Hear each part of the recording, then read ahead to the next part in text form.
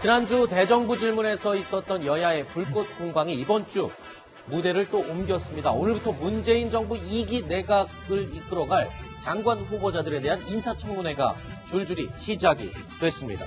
자, 오늘 최정호 국토교통부 장관에 대한 청문회가 시작이 됐는데 사흘 동안 이제 계속이 돼요. 야권에서 계속 벼르고 있는 인물들 몇 명이 있죠. 그렇습니다. 일단 전체적으로 보면 7명 전원이 일단 부적격이다라고 주장을 하고 있지만 네. 또 내용적으로 보면 조금의 어떤 차별성이 있는 것 같아요. 일단 오늘 실시되는 최정호 국토교통부 장관 같은 경우는 사실 부동산 문제를 담당하는 장관이지 않습니까? 그렇죠. 그럼에도 불구하고 사실은 본인의 어떤 주택과 관련된 여러 가지 의혹이 제기가 됐잖아요.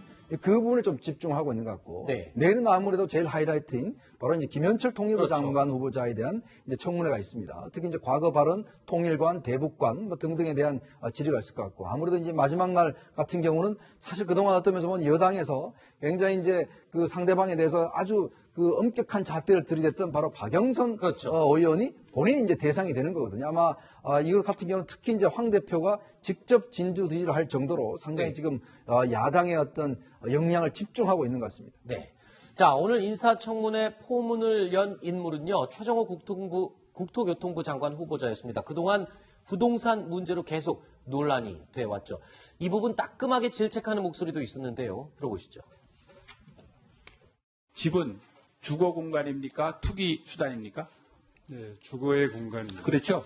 세 채를 실거주 목적으로 부여한 게 정당합니까? 네, 결과적으로 그건 바람직하지 않다고 생각합니다. 알겠습니다.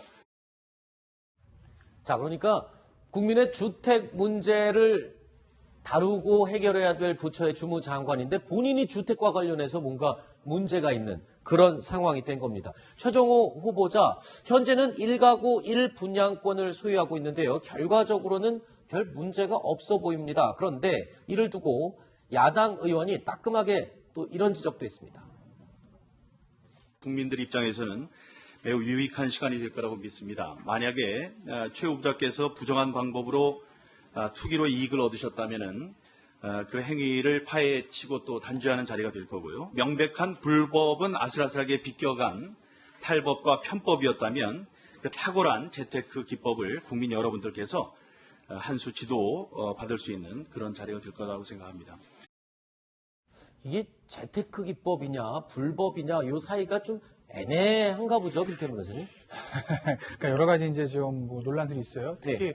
뭐 다주택 같은 경우에 이제 다주택자는 것만 나와 있는 건데 네. 두 가지 정도 문제 사는 거죠. 또 하나는 이제 그 재개발 일종의 딱지 같은 거 그거 사서 이제 굉장히 시세 차익을 많이 얻었다라는 그런 부분에 하나 비판을 받고 있는 거고 물론 뭐 네. 그걸 보기에 따라서는 성공한 투자다 뭐 이렇게 볼 여지도 있지만 일반 공무원이 아니고 국토부 당시에도 이제 국토부 고위 공무원이었고 그리고 국토교통부 장관의 자리에 오르는 사람이기 때문에 과연 이 재개발 딱지를 사가지고 시세차를 얻는 것이 바로 맞는 거야? 법적으로는 아는 불법은 아니지만 네. 이게 과연 정치적으로 정당한 거란 그런 도의적으로? 그렇죠. 도의적으로 정당한 거야. 뭐 과학기술부 장관이라면 또 뭐 그럴 수도 있는데 예를 들면 그런 얘기 나오는 게 하나 있고 또 하나는 이제 증여죠. 네. 결국 다주택자가 되는 것을 피하기 위해서 거의 장관 내전 바로 직전에 딸에게 증여를 하고 그리고 나서 그 집에서 본인이 월세로 사는 그런 형태를 취한 것이 아닐까? 이게 일종의 절세를 위해서 또 그리고 다주택자라는 논란을 피하기 위해서 꼼수 증여하는 것 아니야? 네. 이런 또 논란들이 일고 있는 거죠. 네. 강선우 대변인, 이게 그러면 어땠습니까? 지금 야당에서는 누가 봐도 투기 목적이다라고 하는데 여당에서는 뭐 다주택이 이게 뭐가 문제냐 지금 이러면서 보호를 하고 있어요. 문제가 안 되는 건가요?